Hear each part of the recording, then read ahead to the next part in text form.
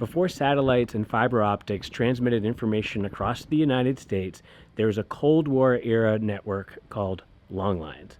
It's a microwave relay network with thousands of towers across the United States, each about 40 miles apart. I got hooked on the long lines network after running across some eerily beautiful images of these towers published by Spencer Harding. Each truck-sized horn antenna pointed to yet another tower crisscrossing the United States. The installations were hardened with blast-proof bunkers and were designed to enable critical military communications in the event of a nuclear attack. By design, most are located in remote areas, but thousands are still hidden in plain sight. I really wanted to learn more. I found an expert that has mapped thousands of these, and he's going to show us his favorite. Good to see you. Any problems getting here? So I'm here with Mike. First time that we're meeting in person, and so we've been chatting since like November, I think. It's been a while, yeah. You just gave me a whole bunch of information, and we decided to go on a road trip. Here we are. All right, so we're here in Los Angeles, and we're going to fly out to Turquoise Mountain, which is on your way to Las Vegas. All right, well, let's hit the road. We're taking the van. I think everyone's first draw to the Long Lines Network is just the way it looks. It looks unlike any other radio tower you see out there. These stout towers, these big, cornucopia horn antennas out there. There's something about it. And as a kid, though, I'd look out the window and just try to find the antennas on the horizon, give you something to look at. You can tell it's a big building, but you don't realize how truly large it is until you get there. Okay, we're getting close here.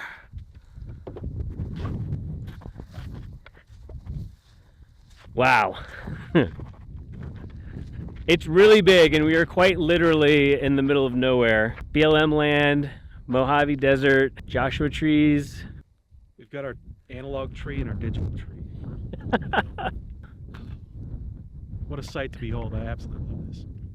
It's definitely a lot bigger than I thought it was going to be. It's monolithic, that building. When you get closer, it's even larger. I can't believe it. I've never been out here, so this is really exciting to come out here, so thank you for this.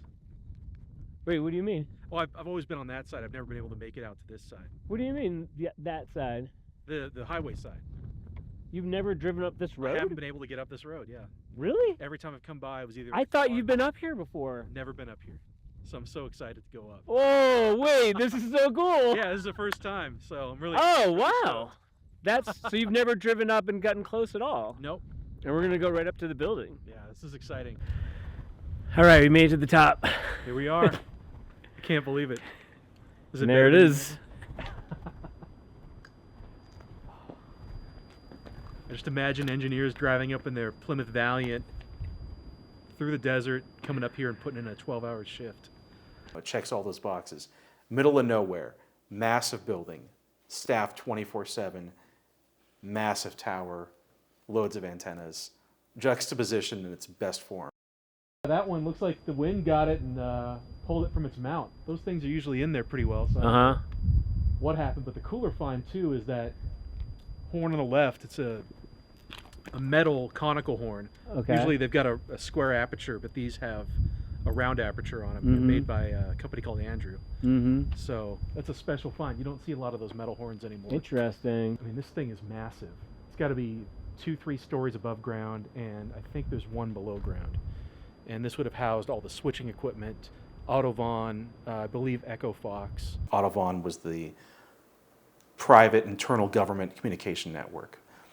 Autovon was a very robust, redundant network, a lot of it hidden in plain sight. This would have switched and routed traffic from all the different microwave sites. So this was a junction site. So it would take everything and send it off on the way it needed to go. A lot of the sites, the smaller ones, are just repeaters, so they go from one to another. This goes from one to many, so it's a multicast site. It's just such a special place. And what are those antennas at the top? So one of those would have been Echo Fox. Probably the one on the left, the taller one on the left, would be the Echo Fox antenna.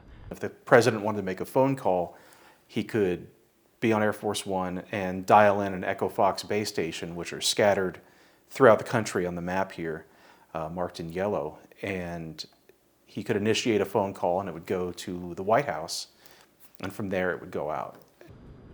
Just shows the progress of technology from an entire building to everything located in probably a closet somewhere. I know how large those long lines antennas are. They're the size of a Econoline van. They're massive. You could park your van inside one of them, and seeing that many on a tower for me is just a treat. How's it different being up close and in person versus looking at the pictures on the internet? It's everything I could have imagined it for. When I was a kid in my hometown in Eugene, Oregon, there was a long lines tower up on the hill, and my dad would always joke that's a high chair for a giant baby. I think that's what originally got me started in this adventure as a kid. All right, get a different view. Yeah, turquoise has been one of the most important spots in the long lines network, at least in Southern California, in the American Southwest, linking Los Angeles, Las Vegas, basically California, Nevada in the east to west route. And its proximity to military installations made it a great place for Echo Fox and combat sighters. And seeing those acres of shotcrete sprayed around the back of it just makes you realize how much work went into building it. And I think about 2 years ago, right at the beginning of the pandemic, I said, you know what? Got nothing to do, so let's add to the map and try to connect Canada coast to coast. And there are, thousands of these across the country, and I think I added, 2,000 sites. I just like preserving the history so that years from now, somebody says, what's that? They can know, and they can fall down the same rabbit hole I went down building it. And I want everybody to know the history of this beautiful network, and this was really the network that connected the country for civilian purposes and defense purposes. So far, we've managed to stay on BLM land. There's been no trespassing during the filming of this video. Congratulations. Well, we came, we saw, we turquoised. I really appreciate you showing me around. This has been pretty epic. I'm really appreciative of you bringing me out here. This is amazing. Yeah. I'm so stoked. My first time out here, and I got to see my hero up close. All right, well, back to LA. Back to LA.